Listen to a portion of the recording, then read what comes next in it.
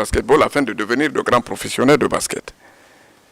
Oui, non. Aujourd'hui, ces centres, c'est des écoliers en fait. Après les cours, vont apprendre le basketball. Nous sommes très loin un peu de ce stade-là. Aujourd'hui, tu as des pays qui ont beaucoup de moyens comme la Tunisie, l'Angola en Afrique, et qui ont les moyens de faire ces centres de sport-études où les jeunes sont totalement pris en charge, mais sont totalement formés pour être des champions. Nous, malheureusement, jusqu'à présent, on essaie de mettre les bases, mais je pense que cela en Guinée, ce n'est pas pour forcément les 5 à 10 ans à venir. Parce que là, il faudra trouver beaucoup de financement. Mais malgré tout cela, nous avons aujourd'hui un programme avec une structure aussi qui s'appelle LGB, construire un centre de formation sur Conakry, où nous allons prendre totalement en charge des jeunes gens, dont nous allons assurer la formation et l'éducation, c'est-à-dire un centre d'études, un centre totalement dédié au basketball. Là, on pourra former des stades, mais ça sera seulement qu'un échantillonnage que nous allons faire ce qu'on a écrit. Et peut-être plus tard, quand on aura d'autres moyens, on va essayer de l'étendre à toute la République. Bon, je vais me tourner vers M. Oumar Sampil, le manager de Agui Basket. Quel apport faites-vous à la Fédération guinéenne de basketball, bref, au basketball guinéen, par rapport à tout ça? L'animation de la base au sommet, la détection et surtout la formation des jeunes. Est-ce que vous donnez un rôle à jouer par rapport à toutes ces nécessités? Oui, tout d'abord, je tiens à remercier la Fédération et vous-même pour... voilà, ensuite, on aimerait savoir votre association, de quoi il s'agit par rapport à la Fédération guinéenne de basketball. Donc alors, Agui Basket, c'est une association qui, comme son nom l'indique, association de basketball, qui aide à la promotion du basketball. La priorité, puisqu'on avait une bonne exposition au niveau national, c'était de chercher une exposition au niveau international. Et donc la priorité d'Agui Basket au départ était de mettre en valeur et de rechercher des potentiels guinéens, non pas à l'intérieur du pays, puisque ce travail était déjà fait par la fédération, mais à l'extérieur du pays, au niveau international. Donc Agui Basket a regroupé au départ, pendant 2-3 ans, les basketteurs guinéens d'excellence qui sont à l'extérieur, donc dans les pays européens et américains, et même asiatiques. Et à travers ce regroupement, on a participé à des compétitions internationales qui ont permis de mettre en valeur le basketball guinéen. Donc aujourd'hui, Agui Basket... entre autres, en regroupant les joueurs, organise des stages, participe à des compétitions et met en place des politiques de développement pour la promotion du basketball national et international. Actuellement, Agui Basket, c'est en chiffres, à peu près une participation à 15 tournois internationaux, 7 titres collectifs, 5 récompenses individuelles. Et participation au tournoi de Michael Jordan, seul pays africain à participer à ce tournoi international. Titre en Allemagne, premier pays africain à gagner ce tournoi en Allemagne. Participation aussi à des tournois en Suisse, en France, aux Pays-Bas. Et invitation aux États-Unis, mais qui n'a pas été encore effective, à Los Angeles.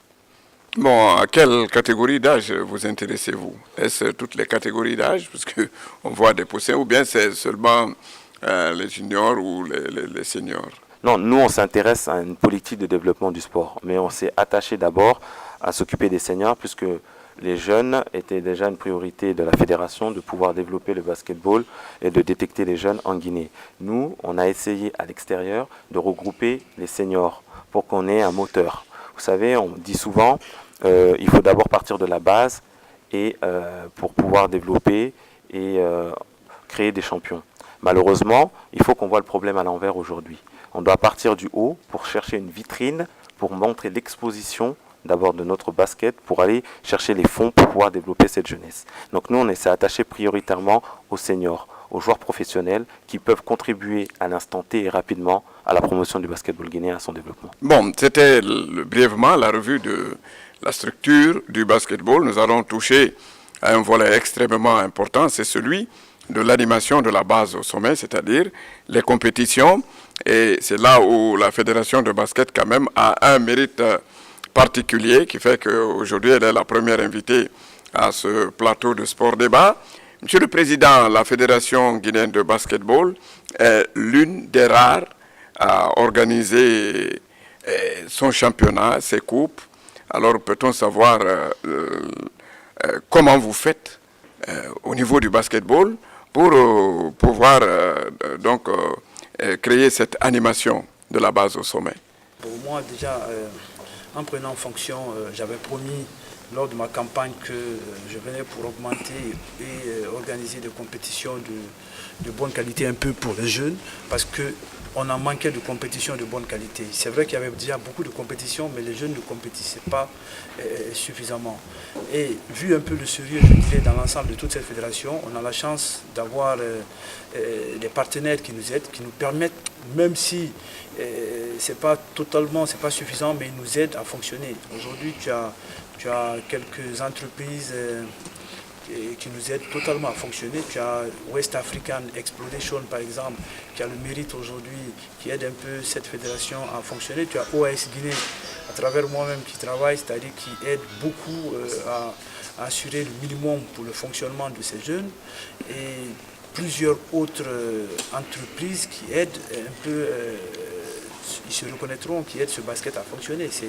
Donc je pense qu'il faudra forcément saluer ces entreprises qui nous aident totalement aujourd'hui à flotter.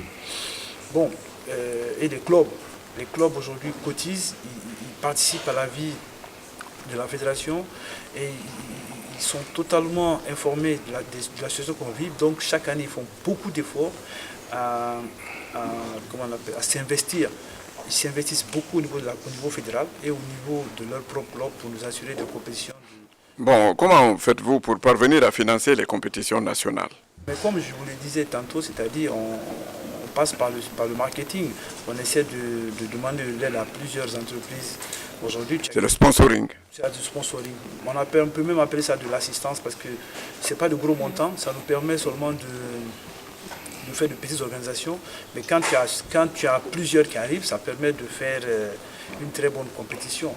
Donc c'est totalement du sponsoring et des apports personnels des fans de basketball aujourd'hui qui nous aident à organiser un peu ces compétitions. Et l'apport de l'État? Bon, oui, c'est vrai, en matière d'infrastructure. Et FIBA Afrique. Y a-t-il pas de subvention de FIBA, comme par exemple la FIFA subventionne certaines activités? Malheureusement, on a du mal à avoir des subventions. On n'a pas de subventions, donc c'est totalement compliqué. Il n'y a aucune forme d'aide de FIBA à la Fédération guinéenne de basket? Bon, FIBA, je pense que c'est plus pour créer des opportunités au niveau international. Ça nous permet de faire des contacts et aller chercher de l'aide. Je pense que ce volet, on est totalement avancé dans ce sens. Et aujourd'hui, avec FIBA, on a plusieurs contacts, c'est-à-dire qui ont des promesses qui vont nous aider. Mais je pense que cela, c'est dans la seconde partie, vers 2015-2016, déjà, on pourra s'attendre à des dons de FIBA. Mais le sport, en général, il faut qu'on trouve le financement déjà au plan national. Il faudra forcément qu'on nous donne, on nous garantisse un tout petit, quel que soit le montant qui soit petit au niveau du ministère, parce que là, nous n'avons pas de subvention. Donc, c'est totalement compliqué pour nous. Il faut forcément se battre au niveau des privés pour organiser nos championnats. D'où on dirait que cette fédération a un peu le mérite, parce que les autres fédérations qui n'ont pas du tout de subventions, qui n'ont pas de politique marketing assez poussée, ont du mal à organiser un peu leur compétition. Donc nous, jusqu'à présent, Dieu merci, ça marche, mais on ne sait pas ça va durer combien de temps, parce que c'est un combat au quotidien, il faut se lever, il faut faire des courriers, il faut aller rencontrer ces managers d'entreprise, essayer de les convaincre. Et dans la même foulée, dans la même lancée, tout à l'heure, j'en discutais avec vous, monsieur le directeur, vous nous avez promis de nous accompagner un peu sur le volet médiatique dès les prochaines compétitions. Et ça, je pense que ça nous permettra l'année prochaine, et même déjà en fin d'année, vous allez voir des compétitions d'un niveau suffisamment élevé, parce que c'est la question qui revient quand vous entendez sponsor. En retour, on demande visibilité. Donc ça va de soi. Donc je vous dis, nous comptons totalement sur des fonds privés. Bon, les fonds étatiques, une fois chaque 2 ans peut-être, ça arrive. Mais là, jusqu'à présent, on n'a rien reçu encore pour le championnat terminé. C'est grâce à l'apport de West African qui nous avait, l'année passée, fait une promesse. Bon, là, on est tout le temps tenu de les remercier, parce qu'ils nous aident. Tu as OS Guinée, comme je le disais tantôt, qui nous aide. Tu as d'autres compagnies là qui nous font des micro-aides, même les clubs aussi, grâce à monsieur, par exemple, Antonio Soiré aujourd'hui qui met beaucoup de moyens du côté de Réal. Tu as un club de bonne qualité, tu as l'Escalon aussi qui s'en sort, tu as d'autres clubs comme Dibi aujourd'hui qui sont dans la main d'opérateurs privés qui font beaucoup d'efforts. On est totalement obligé de louer des efforts un peu de ces gens. C'est vrai que je suis le coordinateur, c'est moi qui coordonne tout ça. Et voilà. Bon, Madame la Présidente, vous avez le plus grand nombre de clubs et certes les plus grands aussi dans la taille. Et comment faites-vous pour équiper, encourager vos clubs dans le championnat, les clubs de Conakry? Alors j'irai toujours dans le même sens que le président. C'est déjà des personnes de bonne volonté qui sont passionnées de ce basketball, qui croient au basketball guinéen, qui mettent la main vraiment à la poche, mais aussi des différents sponsors de la place, à savoir celles comme Guinée et la Sobragui, qui acceptent aussi d'accompagner la Ligue de Conakry. Donc il y a déjà aussi assez de promesses au niveau de d'autres sponsors, mais déjà on est très ravis de savoir que vous allez nous accompagner au niveau médiatique parce que souvent lorsqu'on part vers ces sponsors, c'est ce qu'ils nous demandent et nous savons que la médiatisation au niveau du sport est très coûteux pour nous, qui ne sont pas subventionnés. Donc c'est aussi un moyen et l'occasion de pouvoir remercier ces personnes qui croient en nous, qui mettent la main à la poche et ces différents sponsors qui cessent de nous accompagner. Bon, je rappelle à Monsieur le Président que nous sommes des médias de service public et que nous sommes à la disposition de l'ensemble des disciplines sportives. Mon souhait, il faut le dire, de défootballiser un peu nos programmes et de mettre les autres disciplines à outrance. Évidemment, il faut qu'il y ait quand même un minimum d'animation. On ne peut pas couvrir des tournois fantômes qui n'existent pas. Le basketball a le mérite d'organiser des compétitions, des championnats. Et mon souhait a toujours été de concert avec la fédération de procéder à la médiatisation à outrance de ces championnats au Palais des Sports. Je vais me tourner vers la direction technique. Des championnats sont organisés. Le dernier championnat, quel regard portez-vous sur le niveau technique d'ensemble? Quelle appréciation avez-vous de ce championnat? Merci bien. Comme vous savez, le championnat, d'abord, j'étais en remercier la Fédération guinéenne de basketball. Un moment, l'équipe est bénie, il n'y avait pas de championnat. Depuis leur arrivée, on a organisé le championnat, cette fois-ci en aller et retour. Le fait que les jeunes ont eu beaucoup de matchs aller et retour, ça c'est un acquis. Aujourd'hui, le niveau d'appréciation chez les garçons, c'est appréciable.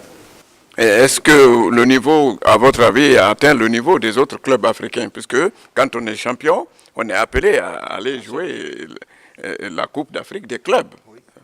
Bien sûr, le basketball guinéen masculin, j'ai dit masculin, est au niveau. Le niveau est là. Le niveau est là. Je vous rappelle, en 2013, il y a eu l'équipe sénégalaise qui est déplacée, était là, en junior. Ils ont joué contre la Guinée. Mais je vous dis franchement la vérité, la Guinée était là. Mais le Sénégal, ils ont fait un déplacement. Un mois en France. Ils sont revenus. À la veille du match, le directeur technique, M. Sano du Sénégal, on a causé, il m'a dit qu'il va créer énormément de difficultés à la Guinée. Mais le jour J, le premier match, jusqu'à la fin, le Sénégal nous a pris à 3 secondes. À la fin de la rencontre, le Sénégal nous a pris 3 points. Le lendemain, ils ont pris 10 points. Il m'a félicité. Depuis lors, M. Sano, chaque fois on communique. Il pensait, voyant l'état de notre salle, le palais des sports, il dit non. On vient écraser la Guinée. Mais lorsqu'on a joué, il a respecté la Guinée. Et le Sénégal a été en Mozambique pour les phases finales. Et le Sénégal a été l'équipe championne d'Afrique. Et la Guinée, on était qualifié. Dommage, on n'a pas pu faire le déplacement. Bon, au niveau masculin, ça marche, mais alors qu'est-ce qu'on fait au niveau féminin? Au niveau féminin, c'est pour ça que je vous dis, il y a un département, rien que le basketball féminin. Et vous voyez, aujourd'hui, on a beaucoup de centres. On a des entraîneurs qualifiés qui s'occupent de ces jeux-là. Tel que surtout le centre de Oréa nous apporte beaucoup. Donc il y a des entraîneurs qualifiés là-bas et ça travaille. Et je vous rappelle, tout récemment, on vient de terminer un camp de basket pendant un mois où il y avait 122 jeunes, dont 76 filles et 46 garçons. Mais le niveau était là. Donc, bon, je pose la question parce que au plan catégorie filles, le basketball guinéen est à ses débuts il y a longtemps.